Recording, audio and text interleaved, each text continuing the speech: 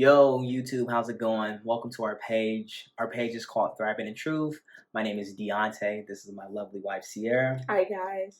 So the purpose of our page is to share what we've learned in counseling, promote good, healthy relationships, and show you ways how we're getting out of debt. Today's a special day. We are officially married for 6 months today. Absolutely. And we wanted to use our first YouTube video to share a lot of the tips that we learned these first 6 months of marriage. Woo! Our first tip is investing into your relationship. A big way I know to do this is spending good quality time together. Setting time away for like date nights during the week, especially with how hectic your schedules can be, or if you have, undivided attention time together, phones down. If you got kids, get them to sleep. If you got any other obligations, literally just it's nothing but you and your spouse in that moment. Yeah, absolutely. I think one of the few things that work for you and me is, we plan it. Normally for me and her, our date nights are usually on Fridays. Now, that doesn't mean you have to set a timestamp and date or whatever, but, be flexible with your spouse. You want to have conversations like, hey, pretty much go on a date with your spouse, get to re-know her. If you already don't know your spouse, it's kind of a problem. You kind of got to revisit the reasons why you two fell in love and, strive for that, not perfection, but progress toward your spouse. And there's areas that you both can improve on dramatically.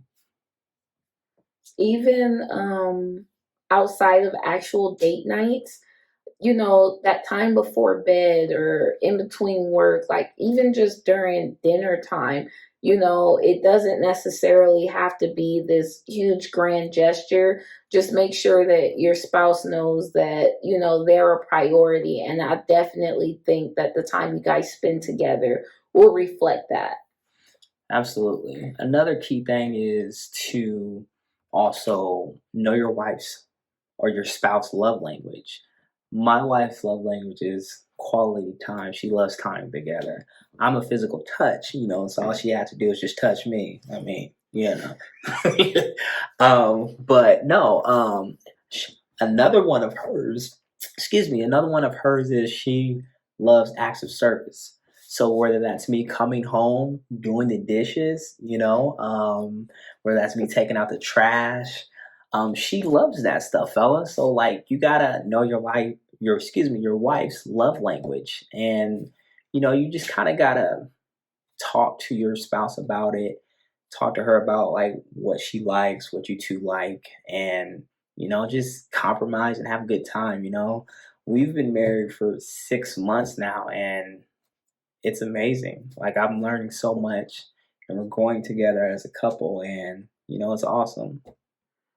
I would also suggest, especially since we brought up love languages, even if it's not your cup of tea, this is where you kind of deny yourself and you put your spouse's needs first.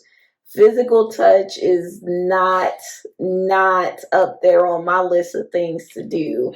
We can literally be in the middle of an argument and during it he just wants to grab my arm or whatever sense of security touching me helps, and that irritates me in so many ways, but I know that is one of the ways to appease him. He just needs that kind of contact. Or anytime we're watching a movie or in the car, like our arms are touching or our legs are entangled, all that type of stuff.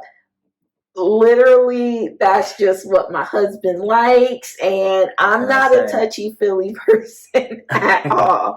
So definitely kind of look at it that way. You want to fulfill your spouse's needs, and that in some aspects you want to prioritize that, and in doing so they will turn around and fulfill yours. So it's kind of a give and take situation there. Absolutely. And another tip, if you will, is like be thankful and celebrate your guys' accomplishments. She got a promotion not too long ago, and it was awesome because like she's making we're making more money. I mean, who doesn't like more money? I got a promotion 5-6 months ago, so we celebrated that. We went out. I took her to a nice little all black owned, y'all, all black young, all black owned restaurant. Super nice. We didn't spend too much, but I showed my appreciation for my spouse. You know, Gave her a massage because once again my love language is physical touch. So even though I was doing an act of service, I was still filling my love tank. As so yeah, you just gotta learn to compliment your spouse, love your spouse, celebrate the small victories because that leads into big victories. And something that he hit on, the last tip for ways to invest into your relationship is, like he said, serving your spouse. Take out the trash. Go fill up her gas tank, man. Oh yeah. You do not know how good of a feeling that is when they get in the car that next morning to head to work, and that's one less thing to do. If he's feeling ill or has a headache or something, and maybe it's his night for the dishes, just do them. At the end of the day, it's just you putting your spouse's needs ahead of yours to serve them, and ultimately that's going to do so much good in your relationship. Absolutely. Yeah. I totally agree with you, babe. Like when you do little things like it may be my day to do dishes or something like that, and she do them for me, and I'm like, babe, you're truly amazing. Like I personally like that stuff. I personally like cleaning though. That's another thing I like doing. I like doing chores. My wife, till this day, I told her, I said, you will never take out the trash. And ever since we've been married, she's never taken out any trash in this household, that is.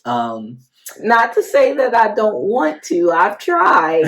He practically wanted to bite my head off for it. I mean, that's my baby. I don't want her hands to be dirty on trash. You know what I'm saying? And then another thing, kind of like what you were saying, like I pump her gas. She does not even lift the pump. I pump it for her. Just little things that you will do for your spouse just by serving them. Checking in on them, asking them how their day was, if they had a hard day at work. Fellas, I know we have the fix it mentality, but sometimes she doesn't want you to fix anything. She just wants you to listen. You got to be that. You don't have to be that fixer right away, but you want to just listen to your spouse. You want to physically be there, talk to her, engage her in a conversation, and just let her know that you're hearing her, and give feedback if she wants you to give feedback. And I think that's helped us dramatically. Mm-hmm. Dramatically. I agree. Yeah. Tip number 2. Changing your mindset. So that is no longer I, it's we. Yes. So when you say you do, you give all rights up, okay? You hear me? All rights, okay?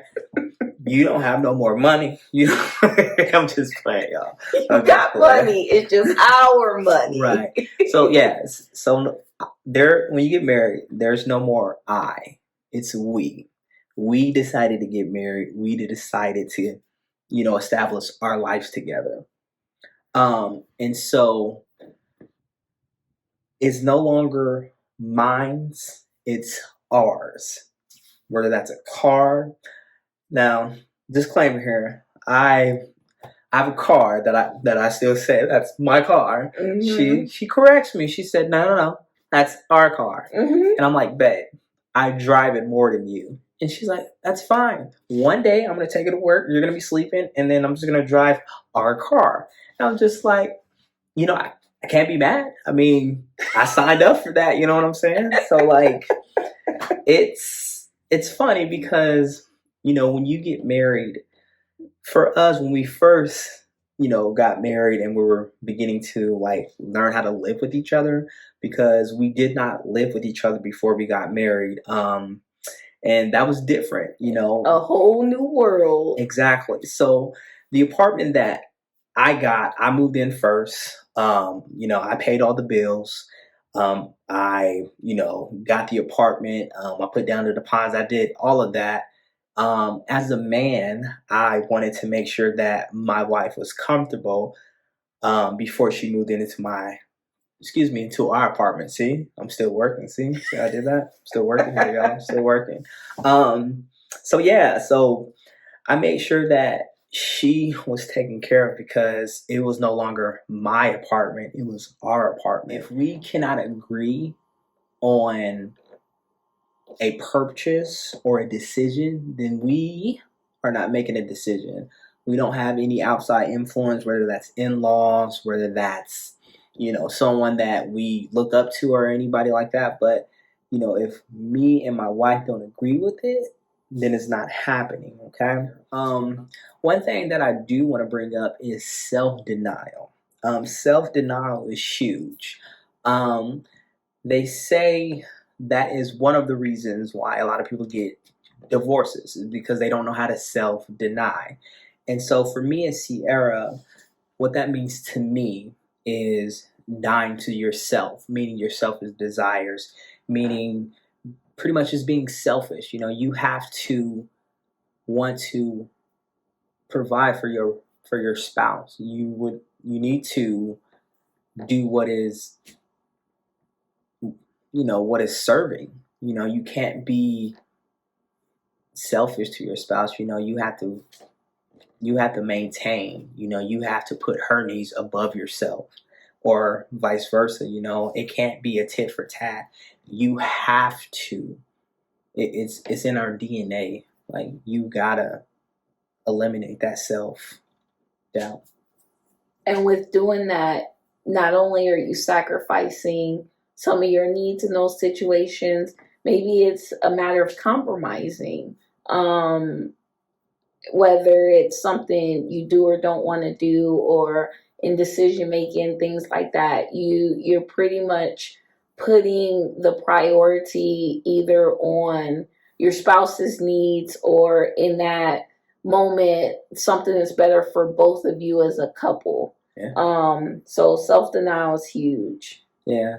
It's not always the easiest thing to do, because we are creatures of habit, and our sinful nature is to do what feels good. And if you're not practicing self-denial for your spouse, you're gonna have problems. Like, this is one of the things that we learn in premarital counseling, and it never occurred to me that I had to put my desires before my wife's desires. Does that make sense? Did I say that right? You said it backwards. Backwards, okay. So other way around, y'all. See, I'm still learning. But no, you have to learn how to overcome that, fellas. And ladies, you too, because like there's gonna come a time where, we bump head. That doesn't mean you're not gonna argue. That just means, you need to learn to compromise. Like Sierra was saying, you need to learn how to adjust, and you need to look at it not from an emotional, but from a logical. Meaning, if this decision that I'm going to make, how will this affect my wife? How will this affect me as the head of the household? You need to learn how to overcome that, because it's not always easy. One of the next tips we have under a mind shift change would be being vulnerable and transparent with your spouse. This is huge. I've got to trust my husband sometimes, even when I might think that he's wrong. And, when I come to him in that state of mind, that mindset, I have to be very transparent with my emotions, my thoughts, my feelings on whatever the situation is. And in that moment of being vulnerable to my spouse, I'm trusting him with, this is my heart, these are my feelings. And because he knows me, he should know how to handle that. Whether, like, it's not like I'm going to say something to him and he's just going to belittle those feelings. It's nothing like that. And men, I know vulnerability, there's that stigma out there, but it's not a weakness. And it's not at all. It's literally one of those things that, God's going to reward you for, putting that trust in your spouse and in him in some situations. Obviously, if you got a God-fearing husband, he's, praying over the situation and whatever, and, his goal is to lead you in the right direction in that instance. And being vulnerable, it takes a lot of guts, but there's a lot of reward on the other side of it. Especially, the most important person in your life should be your spouse. And if I can be completely transparent, vulnerable, my raw self, and trust my husband with me, that's so huge, guys. Yeah, absolutely. That was deep, babe. That was deep. I'm a deep person. Right. But no, Sierra's exactly right. You have to be vulnerable with your spouse. You have to be transparent. There's gonna come times, fellas, where you may not have it all together. I certainly didn't when we got married. But to each his own. We talked. We figured it out as we went. And as the man in the household, this is what I believe, fellas. Regardless if we succeed, it's my fault. If we fail, it's my fault. It's not my wife's fault. As a man and as the head of the household, my responsibility in this house is to take care of my family that God has provided for me. And so it's not easy. There may be times where you might get knocked down. And that's why you have your partner there to touch base with you and have dialogue with each other and let her know, it's okay to be vulnerable. We have so many weak men out there in today's time and age. And you need to be vulnerable with your spouse because that shows maturity and that shows growth. That's something I didn't have before I got married, but that's something I've learned. And you need to learn how to just listen to one another.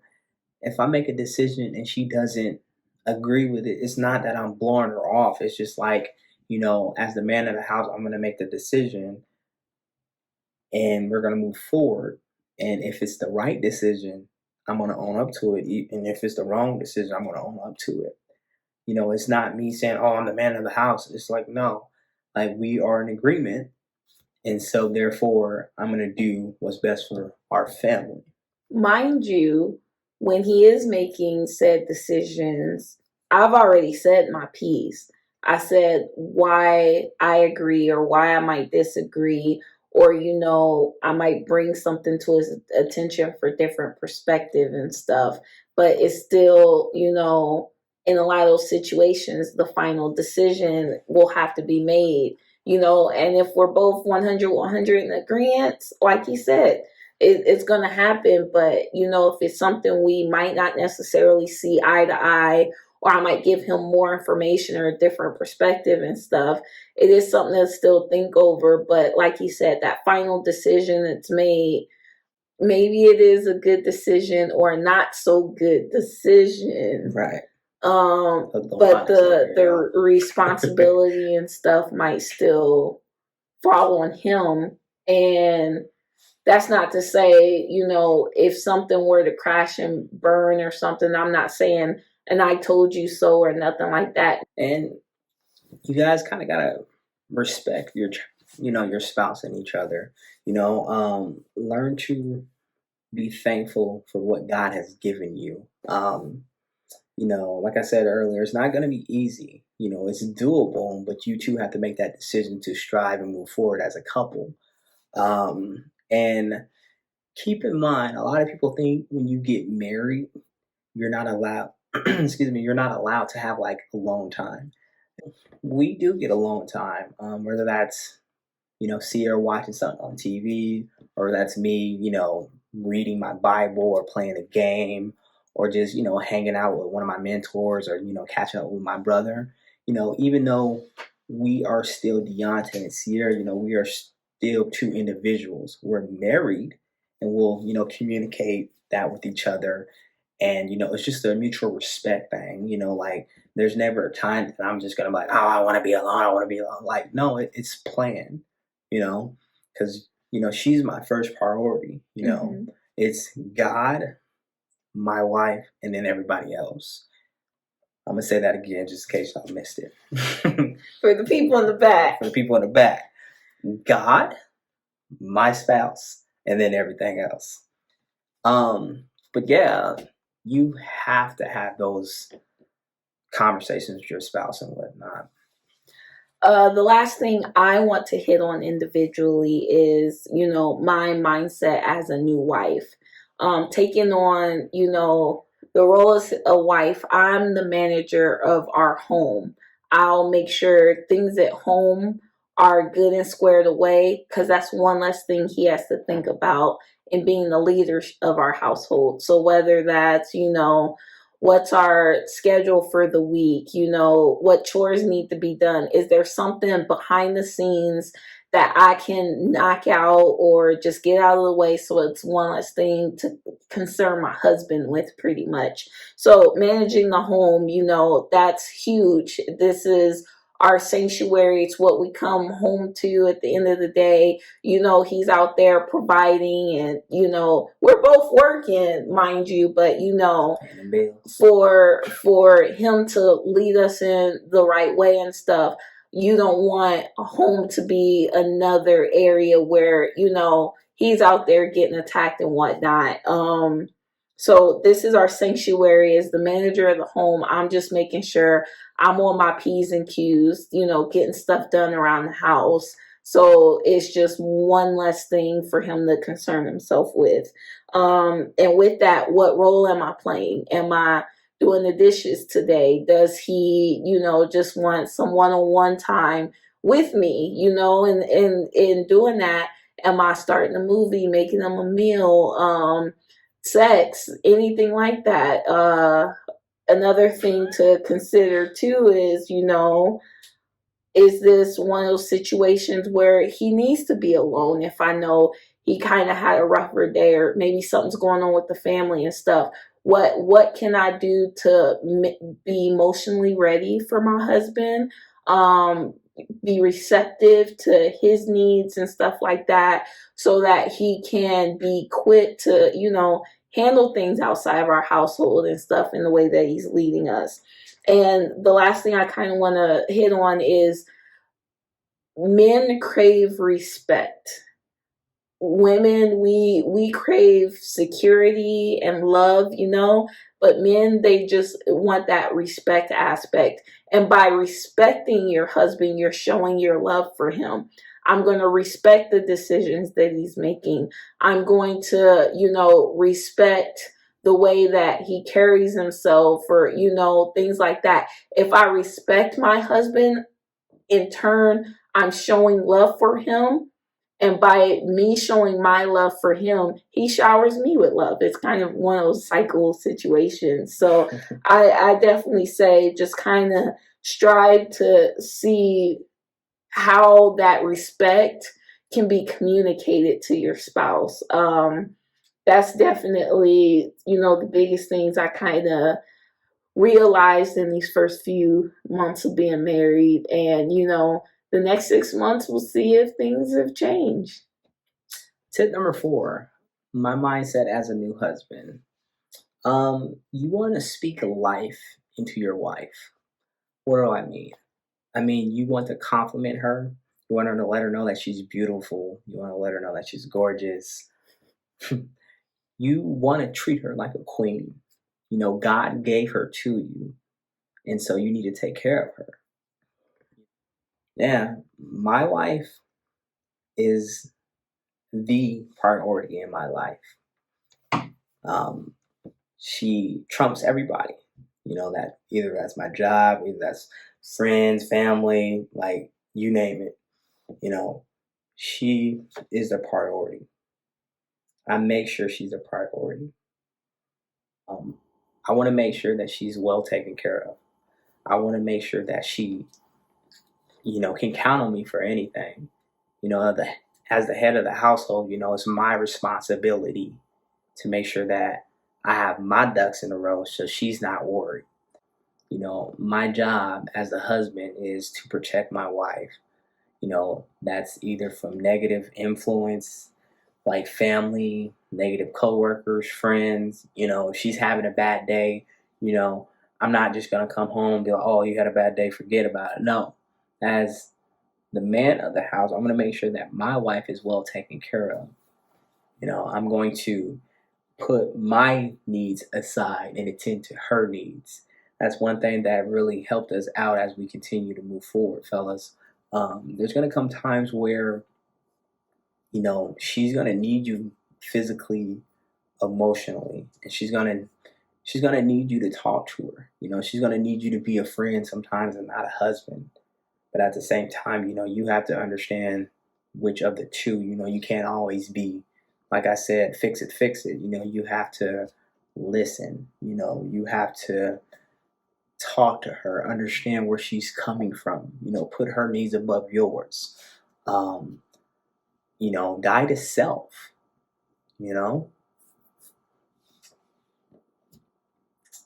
you gotta want to be a better husband for your spouse because indirectly that will bleed into the relationship that you guys already have. And so you want to be able to engage in conversation with your wives, regardless of what the topic is. You should never be afraid to tell your wife how you feel or anything like that, and vice versa. You know, make sure you guys are talking amongst each other. Go on dates. You know, um, sometimes you're gonna fight. That's normal in a marriage. We don't always see eye to eye, but at the end of the day, you know, don't ever go to bed mad at each other. That's key. You know, our feelings, they'll come and go, but at the end of the day, you two stayed at that altar and said, "I do." And so, as the man, you need to step up and get on your high horse and be that provider. All right, guys, that's the end of this video. We really hope you like some of the tips that we shared from our first 6 months of being married. Absolutely. So if you guys did like our channel, please like, share, and subscribe. We're still trying to figure out this YouTube thing. We will be posting videos weekly. If you guys have any comments, please leave them down there. And yeah, we'll catch you guys next time. Have a good week.